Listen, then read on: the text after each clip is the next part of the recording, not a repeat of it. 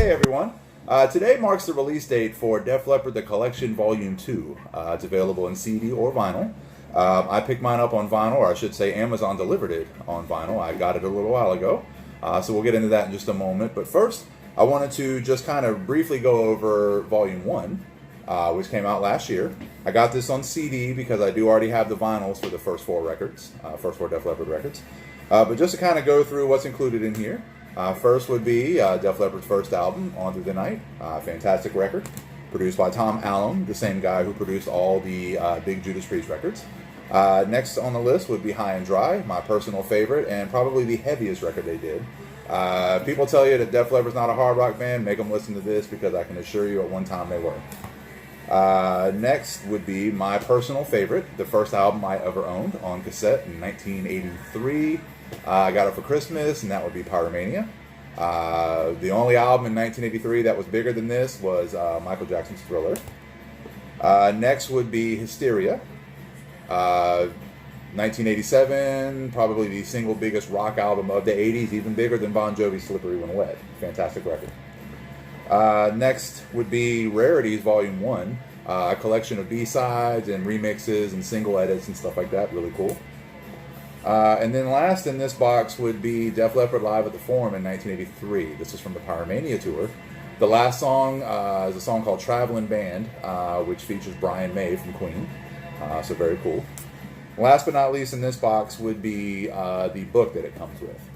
And it gives you insight into the making of each record, even the live record. It has a lot of cool pictures, of the band in the early days and everything else. Also, it has this tiny little CD here, and what this is Def Leppard's 3-song EP that they put out. They self-produced and released in 1978. Very cool, very primitive sounding, primitive version of the band, if you will. So, with that being said, now today I picked up, or I should say I received Volume 2. This is a box set of all their 90s output. I got this on vinyl since I've never had any of these on vinyl. So let's take a look here and see what we have. I saw David Coverdale from Whitesnake do videos like this, and I thought it was pretty fun, so I thought I'd do this on here as well. Even though I'm not as handsome or as charming as David Coverdale, we'll give it a shot. First vinyl in the box set would be 1992's Adrenalize. Good record, not my favorite. They were definitely chasing that Hysteria sound.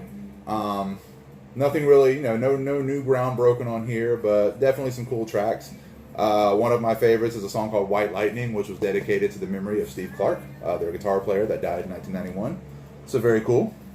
Next would be an album called Retroactive. This came out in 1993. It's a collection of rarities and B-sides. And then a few new songs, including, new at the time, including Two Steps Behind, very popular top 20 song, and probably one of the last songs of the monster ballad love song era. This is a very cool record. A lot of bands put out B-sides records that are kind of crappy. This one is actually very good. They have a lot of songs that weren't used on records that were still very good, like Ride Into the Sun, Fractured Love, etc. So very cool. Next would be the album Playing in the Background. It came out in 1996. It's called Slang. It's one of my absolute favorites, right up there with Pyromania and Hysteria for me. Unfortunately, at the time, the climate had changed and everything was about grunge and alternative, so there wasn't a lot of room for the 80s bands, like Def Leppard and so on.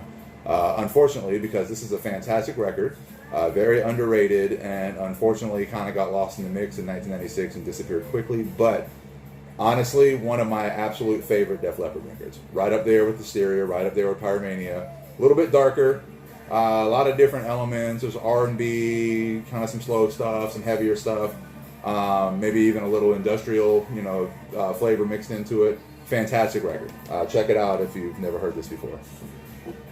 Let's see, and then next would be their 1999 album, Euphoria. And whereas Slang was a bit of a departure, this was a total return to the Hysteria Pyromania sound. It was a good comeback record for them. It sold pretty well. Had a hit called Promises. That was a pretty big hit on radio. Another cool song off this record is Paper Sun. This is a fantastic record, you know, if you're into, you know, that traditional Def Leppard, pour some sugar on me type sound. Great record. Next in here, Rarities Volume 2. Again, much like Rarities Volume 1, a lot of bonus tracks and B-sides and live stuff, demos, etc. You know, pretty cool. Should we fall over? Next would be Rarities Volume 3. The same deal. A lot of live material and bonus tracks and different versions of songs from the 90s collection. So again, very cool. And last but not least, much like the other of the box, this also has a book, a much bigger book. It makes it easier for old people like me to read. You know, and again, just insight into the different records and a lot of what was going on with Def Leppard in the 90s. A lot of cool pictures like this. Let's see, a lot of cool live photos and everything. You know, to me, that's very, very exciting. As a huge, you know, I'm a huge Def Leppard fan, obviously, if I was spending money on these things. But yeah, this is a really, really cool collection, and I'm very excited, you know, and I'm ready to go out to my turntable right now and start listening to some of these. So, you know, I know they weren't as big in the mid to late 90s as they were in the 80s, but, you know, great band. They still put out a lot of really, really good material. So, you know, if you're a casual Def Leppard fan, you know, but tired of hearing the same old songs, you know, maybe check out some of this 90s output. This is also available in a CD format that has all the same stuff, just CD instead of vinyl. So, you know, get out and check it out, man.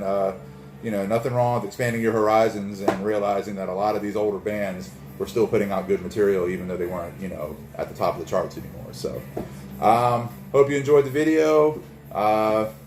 You know, if you know, maybe I'll do more like these as more things come out.